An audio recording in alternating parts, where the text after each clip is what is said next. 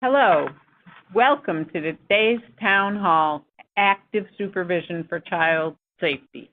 This is part of a series of events and resources dedicated to ensuring safe and nurturing settings for Head Start and early Head Start children to grow healthy and to be ready to take on all the world has to offer. My name is Amanda Bryans, and I work here in the Office of Head Start, and I'm delighted to be joined by my colleague, Marco Beltran, and colleagues from the National Center on Early Childhood Health and Wellness, Nancy Topping-Tailby and Kim Clear-Sandor.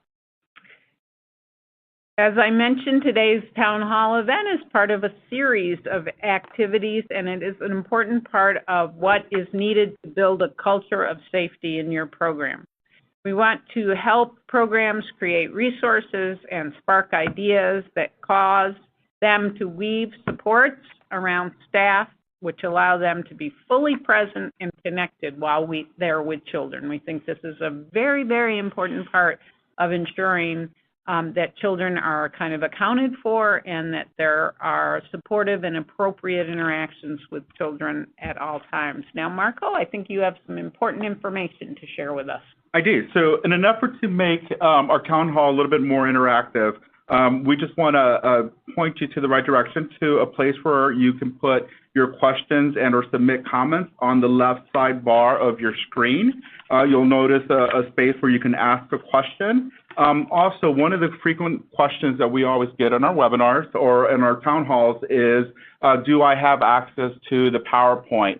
And we want to say, yes, you do. So if you scroll down on the left-hand side of your screen, if you scroll all the way down to the bottom, you will see the resources that are available that include this PowerPoint. So feel free to download it and print it out or use it how you see fit. That's right, Marco. Not everybody who works in Head Start is able to join us today, so it would be terrific if program staff who are here can download the PowerPoint and use it with their own staff, maybe as part of an in-service or pre-service next year. We wanted to, as we begin today, remind people of the statement that Ann Linehan made about the commitment to Head Start and early Head Start families who entrust us with their children. And this is not a commitment primarily of the Office of Head Start, but it's the commitment that every program and every community makes every day when we enroll children and serve them either in our centers or through home-based or combination or other locally designed options.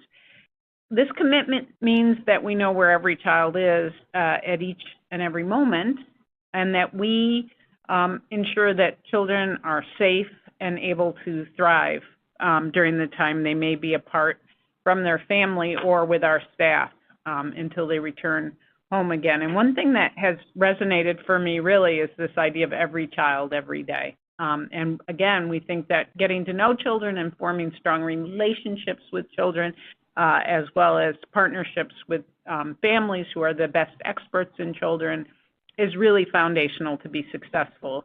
And we think that Ann said it really well with this quote that you'll see on your screen: keeping every child safe and secure and feeling loved every moment while in our care is foundational to Head Start and early Head Start programs. So while we know that many children present with things that can be difficult and that staff are coming with their own challenges that may make it hard at times, it is just so important to keep this at the forefront of our minds, whether we're managers or direct service staff.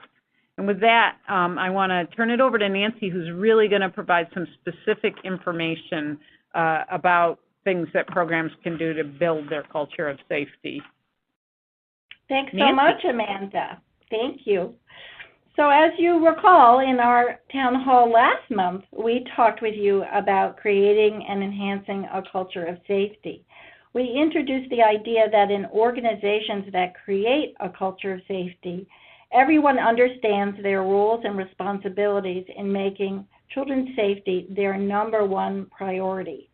Program leadership and staff, in fact, any adult or volunteer who works in a Head Start or early Head Start program, knows that they're responsible for every child, as Ann says, all day and every day. That sounds perfect.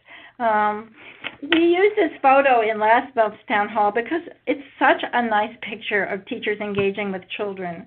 When teachers and children are engaged, it's easier to know where each child is and what they're doing. That's why we think it's so important for programs to be especially vigilant when using subs who often don't know the children and who may be unfamiliar with the procedures for transitions, or they may know the children but certainly not know the children as well as their staff that they're more familiar with. So your program may want to consider providing extra support to classrooms when a substitute is working, especially during transitions, to give time for everyone to get to know one another a little bit better. Sometimes a family worker or perhaps a center director can assist a teaching team while the class moves to and from outdoor play as a way of building more support for programs. Now my colleague Kim is going to give you really, just because we're so excited to hear that so many of you know about active supervision, but it's going to just give you a brief high-level overview of what the 6 strategies are in active supervision, because we wanted to create a shared context for today's discussions and for your questions and for your comments. And so we want to I'm going to turn it over to Kim, but we just wanted to be sure that you know that when we talk about the 6 strategies and when we talk about what staff do, by staff we're really talking about teachers, we're talking about family child care providers, we're talking about home visitors, we're talking about all the adults who work in a Head Start or Early Head Start program in all program options and during all program activities. Kim? Thank you, Nancy. And as all of you know, it's exciting to see that so many of you are familiar with active supervision. A key part about active supervision is being deliberate about incorporating all those supervision strategies all day, everywhere the children are. So as I go through this high-level review of each of the 6 strategies, consider how your program or you are intentionally planning, watching, and engaging with children to keep them in your sight and reach. And then after I do this quick review, we will have some time for those questions and answers and to really hear from you and hear how it's going and ask each other some questions. So the first strategy, which you can see up on the slide there, is setting up the environment.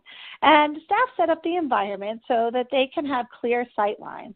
And that means making sure nothing obstructs their ability to see the children in the classroom. The second strategy is positioning staff. Staff position themselves so they can observe all the children, watching and counting all the time. And staff consider safety and learning when they intentionally plan their daily schedule. So by thinking about both the learning that they have planning and also reflecting on what safety considerations may happen during that time, they may realize that as they execute their day, they might need to make some adjustments to their position at any time there's a change. So perhaps a child needs a little bit of extra attention. The teachers really will communicate with each other to make sure that everyone's aware of where the adults are and where the children are. Playgrounds are a little tricky. They're often large and they can have some different blind spots. So staff really need to spread out and look at the environment from a lot of different vantage points so that they can best understand where to position themselves so that they see all the children and can still be close by. So I really love this picture. It really shows a staff member who has intentionally positioned herself at the top of the slide. So she's staying close to the slide, which allows her to engage with the child, and it allows her to keep all the other children that are in that area in her sight. I like this picture too, Kim, because I know that even though when you have 20 kids running around in active outdoor play, you can't be close to every single child at the same time, but it really does highlight the fact that the research shows that proximity to children, how close you are and how quickly you can reach them, is the single best deterrent to children's injuries, especially when they're playing and engaged in active play. For me, this slide also, I was thinking that teacher is helping that guy who's going down the slide space himself, because I'm certain there's another child midway down, and this guy probably would crash into the other child. And it reminds me, too, of this important idea that she's not, she's helping him space himself, but she's not saying we're not going down the slide because somebody could crash into each other. We want children to have the opportunity to learn motor skills and self-regulation skills to help them be safe, and they have to have kind of opportunities to engage in these activities in order to learn those skills. So we're not saying wrap kids in bubble wrap and don't let them be outside. We're saying, stay close so you can help them learn things like one child goes down the slide at a time. So Amanda, when we train, we say maximize learning and minimize risk. Right. And it's, I think as we go through these strategies, programs and staff are going to be aware that, we're doing a lot of these things already in our program. And it's that intentionality and really doing the double check and thinking about how do we implement the safety pieces in some of the work that we're already doing as well. Exactly. So let's talk about the third strategy, scan and count. And you may have noticed as we talk about some of the 6 strategies and as you've implemented them in your program, all the 6 strategies work together. So we do talk about them independently, but you'll notice how they all work together. So as we talk about scanning and counting, staff are not just necessarily standing still. They have picked their positions and they are scanning and counting and making adjustments as they need to so they can make sure that they can see all the children in their care. We've heard that some different classrooms and programs have used visual cues and reminders to help the staff remember to scan and count when they're in different areas. And I thought that was a really neat idea.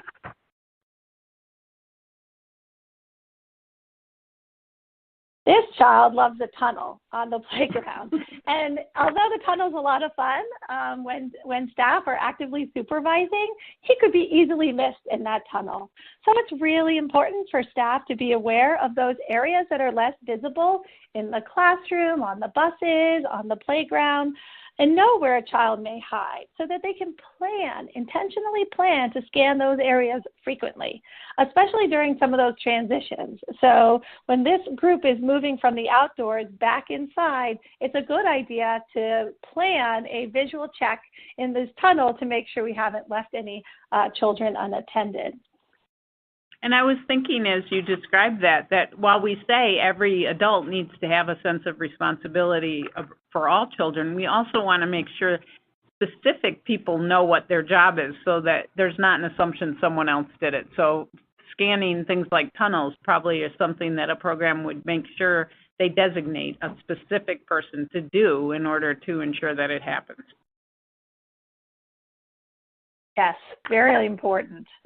Yeah, that's why we love to promote the zoning tips because it really helps with positioning. It's such a great resource, which is on the resource list that you all can download of active supervision resources. And there's also that great videos of the California Head Start program that is in Strategies from the Field that Marco and you did a few years ago that shows an outdoor sweep and an indoor sweep too. Exactly, and I think it resonates with what you said about kind of the intentional practice. And I do believe that our teaching staff, our educators know best kind of where the possible risk areas are, and so making sure that they're included in thinking intentionally about plans for things like the playground sweep is really important.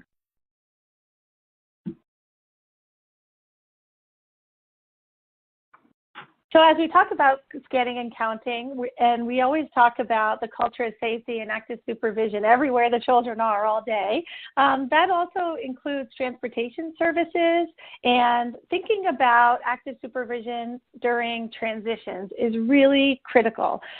We know transitions are a high risk for children to be unaccounted for, so it's important, again, right, for that planning and that vigilance about the supervision. We also have heard, it's wonderful to scan and count, and we recognize that as staff count, they may count they have 8 children, and the question comes up, do you have the right 8 8 children. And that is a really important difference, making sure you got the right 8 kids. So programs have been, best practice programs can use is using face-to-name recognition. And that means that you're visually identifying each child and ensuring, that way you can ensure that you have the right 8 children. That's an important safety step, Kim, all the time, but I think it's especially important at the start of the program year or even when new children are joining the group, because children and staff need time to get to know one another. So programs might consider having teachers and staff wear name tags, for example, that children could recognize in those early days as everyone's getting to know one another. I think that's really important, Nancy, and I remembered as we were kind of talking about this, a situation last year that we were notified of in our issues tracking where a child joined the classroom late because the parent dropped the child off late, and one of the teachers did not know an additional child had been added. So she made the count, and it was the right count, but she didn't know there should have been another child, and they left the child, I think, on a playground in that situation. So, you know, along with the face name recognition, having a way to update the number if the total changes after kind of the day is commenced. Yeah, I think that's true, Amanda, and I think it also can help to make sure that you're releasing the right child to the right adult by having that extra redundant system of having the picture of a child. Another important reminder. Yeah. And when we think about active supervision as part of the whole culture of safety and some of those other actions in that culture of safety of knowing your children and families and being aware of things that impact safety, you can see how they all, you know, scaffold on top of each other and work together to really keep children safe. I even think about how much a child changes over the course of a year. You know, you might have a picture at the beginning of the year and the child doesn't really look that way anymore at the end of the year when their hair is grown out or they start wearing it differently. So being aware of that on an ongoing basis is super important. Well, especially if you may have a different staff member working as either a substitute or someone covering for part of the day, that could be really important. Yeah. There we go. And so we show this picture here about scanning and counting as well as we think about everybody's role that everyone plays in the culture of safety. And even as children get off the bus, you know, ensuring that a bus driver or monitor is doing another scan, that double check to make sure no child is left behind. Because we know that young children can hide or fall asleep, and buses are kind of dark and shadowy, and it takes an extra effort to go ahead and do some intentional scanning and counting and double checking to make sure no one is left behind. And it's a good reminder about all the different places where active supervision happens and what it can look like. I think that's extremely important, and we have many, many, many stories. And I'll tell you a short success story was there was a situation where a group of children came in and the teacher said, I was expecting 17 children today and there are 16. And the bus monitor said, well, we checked the bus and we had 16 get on and 16 got off. And the teacher said, you know what? I want to double check because I was expecting 17. And she went out and sure enough, a child had fallen asleep in the very last seat, kind of slumped in the back corner. And so while they'd walked back, they hadn't really gone quite all the way back. And in that case, the child was not left really unattended. There was still a driver there, and so it all was a happy ending. But I thought it's an excellent story about kind of taking the extra time to just do the verification, which you know, prevented a much more serious event from occurring. It's really great how you know, the teacher was able to voice her concern and the staff member was able to go on the bus and do that double check. So yeah. That really speaks to that, you know, everyone is kind of working together to always be thinking about the safety of its children. Right, right. All right, so the fourth strategy is listen. And we all know a shrill cry or even silence may evoke a swift response from an adult in the area. And we've also heard that when some programs have actually intentionally added sound to their program to support their active supervision. So a program shared with us that they put an alarm on their door. So whenever someone came in or went out the door, that was a planned time to go ahead and do a scan and count. No matter if it happened twice after each other or it happened, because someone walked in, but they said, if we hear that alarm, we're going to scan and count and make sure everyone is there and accounted for and ensure no one left the area unnoticed. So that's another piece of active supervision. Anticipating is the fifth strategy, and staff that practice active supervision support a child's natural wonder and curiosity. They're ready, and they use their knowledge of each child's development and abilities to anticipate what the children will do. And then they can get involved and redirect them when it's necessary. We all know children are still learning. They're learning to judge risk, and they may not always make safe decisions, especially if there's something new or exciting to explore. A teacher is going to anticipate that they're going to get excited about that and get close by so that they're ready to help out if that's needed. And the last strategy is engage and redirect. So staff anticipate children's needs and balance opportunities to maximize that safe exploration.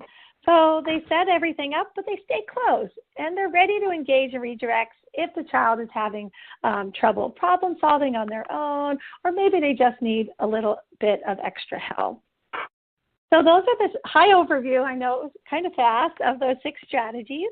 You do have that active supervision resource list, which was provided I believe it's on that little spot that Marco showed you at the beginning where you can download it, that you can look into any of these areas a little bit deeper.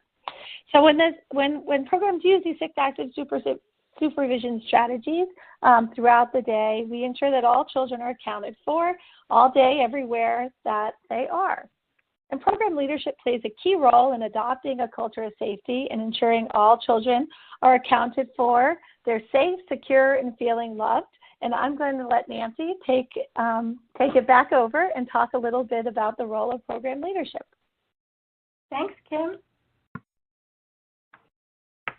Program leadership makes sure that all staff meet the intent of the program performance standards, the standard of conduct, and all other child safety and supervision regulations. But the role of program leadership also means making sure that staff have the time and the support they need to supervise children effectively, because it's really a team effort. That's where the Head Start management systems can come in. I like to say that the management systems are your friend, and they can help programs create an organizational culture that prioritizes children's safety. Program leadership develop active supervision policies and procedures. They can provide ongoing professional development and coaching on active supervision. They make sure that staff have the resources to implement active supervision effectively and monitor for success. We also want to highlight the role of program leadership in creating an organizational culture that promotes staff wellness, and that allows staff to ask for additional support and share concerns related to their work without judgment or blame. Remember that this is a hallmark that we talked about last month of a culture of safety. And we wanted to highlight the important role of parents as partners in developing active supervision policies and procedures.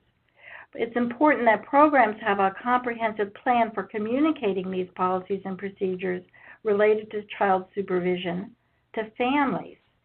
Teaching teams can plan how to manage classroom transitions when it's really important to provide that extra supervision because it's a time of transition, but still be available to have those important conversations with families during pickup and drop-off time. So maybe one person is a greeter and one person is watching the children, and maybe a center director or a family worker or a bus monitor who's available can help out so that teachers have the time that they need to speak to parents. And when parents come in to the program and really want to grab a staff member because it's a rare opportunity to share whatever thoughts that are important to communicate during those moments. So here we want to highlight the program performance standards, the Head Start program performance standards, that really speaks to safety practices and says, as you can read for yourself, that there's a process to follow when planning safety practices. And we're really glad to know that so many of you know about active supervision, but we are also aware that for some programs, there are challenges in keeping children safe, and there are still children who are being left unattended. So we have the rest of the town hall, about a half an hour, to explore some of the challenges that you're having, with the strategy, with implementing the strategies, perhaps with your policies and procedures, perhaps with your ongoing monitoring and enforcement of active supervision. We also hope that you'll share successes with us and ask any questions you have. One of the questions that we received was, there was a reference to the video that was made that we shared with you in the past. That video link is part of the resources document that you can download from the left-hand side of the screen. And then we're also going to encourage you to visit My Peers, where this conversation can continue, and we will also share that link to that video on that My Peers page. In addition, we've also received some questions related to, will this be available in the future? And it will be available on the ECOKC. Hopefully, we'll get rid of that technical difficulty situation that happened right there, so it'll be a lot easier to listen to when you go back to it in the future. Yeah, we've never had that exact glitch before, so it'll be interesting to figure out what happened. There'll be a big forensics review. Yeah. So we've also received some questions that were really specific to situations that happen. For example, when it's a good time to take children outside, thinking about temperatures, when it's too cold, when it's too hot. Well, I'll encourage you that those questions are great, and a great place to have those conversations is also in My Peers, where you can, if you post your question on My Peers, we'll be able to address any of those questions that are very specific to such thing as temperature and when to take children outside. Can I weigh in on that just briefly, Marco? Go ahead. Because I love that question. It comes up all the time, and it is fascinating because there are so many regional variations in when people think they can take children outside. And I think health advisory committees might be another place where you could discuss that. And, of course, parents may have strong ideas about whether children can go out. We know in many of our Alaska programs, they go out every day, even though it may be wind chill and actual temperatures below zero, but the children come to school with the right clothing and they're able to do that. And as someone who grew up in upstate New York, it's been very interesting to me to be in this area and see that people consider it to be like below freezing when it's about 45 degrees. So, there can be big differences. And we also want to say, though, that we think children can be healthy and safe outside even in cold weather if they have the right clothing. Right. But I like the My Peers suggestion as well, of course. Great. Good. Marco? Yes. This is Kim. I just wanted to, I know the video question. On the resource list, the video, you have to go into the resource that's titled A Week on Active Supervision.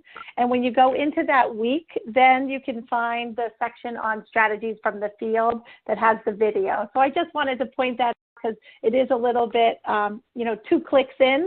But if you go in through the Week on Active Supervision, you can get to the video as I talk about strategies from the field.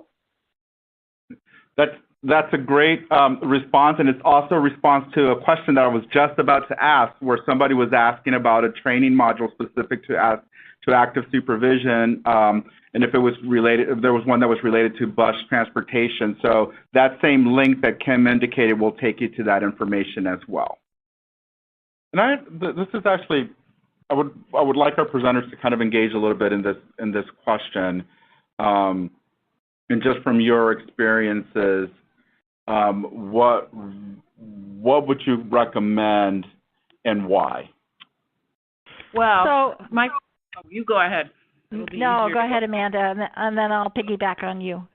Well, the first thing I'm gonna mention is I bet people who are viewing this have different definitions of monitoring, and some are probably talking about more formal ongoing monitoring, and others are probably talking about kind of the informal oversight that may be provided in a program. I don't know if that's true or not, but I would just say that, again, this idea of program monitoring around is such an important thing that the very best thing we can do is to really help all staff feel like they're accountable around this, and that they have the capacity to weigh in and say, I think that we fell apart a little when we made the transition between lunch and toothbrushing. I think we should look at that time, or things like that, so that I think that the kind of formal ongoing monitoring is very important, but what will be most successful is the extent to which we're helping every single staff member know how important this is and feel like they can influence how it happens, and that they're able to kind of oversee it as much and even more as maybe the ed manager or the center director would do it. Thanks, Amanda. What I was going to say was a little bit of a different take. When we train, we often get questions about is there a tool that programs can use for ongoing monitoring, or just this question about how often. And we've talked among ourselves, and I think have said to you all in the Head Start community that no one comes to work planning that today's the day they're going to leave a child unattended. And most programs, when something goes wrong, say they have a policy and procedure, right? So as we looked at the Head Start program performance standards about safety practices, there was a process of developing policies, of training, of implementing, and of monitoring. And so it seems that oftentimes there's something that goes awry when something does go awry in the implementation stage, and that more frequent monitoring might be a strategy that would be helpful. So one of the things that we used to do when I was a program director many years ago is that if a ed specialist or center director had a group of classrooms they monitored in a different building, with teaching teams that they didn't know, just to mix it up a little bit. And that when folks were coming in the room, you could turn to somebody and say, how many kids do you have right now? And see, does somebody have to count, or can they automatically answer? There are opportunities in coaching, and there are opportunities when you're doing teaching team observations or observations of family child care, where you can look for active supervision practices and work that into your conversations and your ongoing supervision. So we think there's not one way, but we think that it's really important that it's part of building an organization where you have effective safety practices, that you're checking for active supervision, and that it's happening all the time, because it's only that one time that it doesn't happen when something goes wrong. Right. So great, and that kind of coincides with the fact that we have about 47% of the participants who are saying that they monitor for active supervision on a daily basis. But to kind of follow up to that question, and one that was posed on our board, was do you have any recommendations or ideas as to best ways to document that the active supervision is actually being done? So I'll answer, then others can add to that. This is Nancy. So one of the things that I loved in the strategies from the field is that ACETA video, which shows both documentation of active supervision, and it shows the use of redundant systems. So this is a classroom, for those of you who haven't seen it, that's leaving the classroom, and all the children are engaged, and they're holding numbers, and the teacher counts, and then another teacher sweeps, and then the lead teacher asks her to initial the attendance sheet so that she's showing that she did the sweep and that she got the same number of children as the lead teacher did. So I think that that's really a nice approach to show how you can document and use numbers of different ways to make sure that you have all the kids and you have the right kids. There's also a nice we can put this resource on MyPeers too. There's a nice ratio and supervision checklist that the virtual lab school has developed with funds from the Department of Defense and USDA that folks might want to take a look at as a tool to help them document when they do their monitoring. So we'll post that on MyPeers. Great. I have a question for Kim. So there's some questions that came in related to the strategies that you were describing, specifically related to the scan and count. We have some participants who are asking to elaborate a little bit more on the site cues that were mentioned. And then also, in addition to that, is there anything that you can speak to related to teacher-to-teacher communication while doing scan and count, and how that can be used as a strategy? Sure. On the Keeping Children Safe with Active Supervision website, we have 2 posters up there. One is an active supervision poster, which is a big poster that has the 6 strategies on it with some nice colorful pictures. And the other one is active supervision at a glance. And programs have shared that they've used these and posted them in specific places as a cue, just as a visual cue. This is, we're always, these six strategies are always happening, but we have to be intentional about it. And so sometimes having a backup with a cue is helpful. So they've posted the posters in strategic places to cue them to do their scanning and counting. And we've also heard, and I love that video that Nancy was referring to, because it shows the video where one teacher might say, we have 10 children, and then the other teacher counts that we have 10 children. That repetition and redundancy between the teachers is really important.